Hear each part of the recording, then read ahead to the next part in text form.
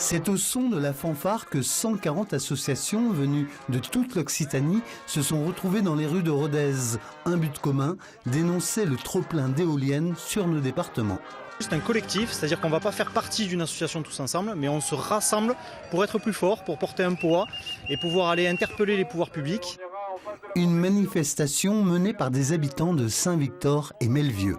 On pose notre propre calendrier pour faire entendre notre refus catégorique et notre opposition à tous ces projets. C'est ici, dans le sud Aveyron, à l'entrée de ce petit village, que RTE, Réseau de transport et d'électricité, doit implanter sur 5 hectares de terres agricoles un transformateur qui pourrait être utile, selon les manifestants, pour l'implantation de 1000 nouvelles éoliennes.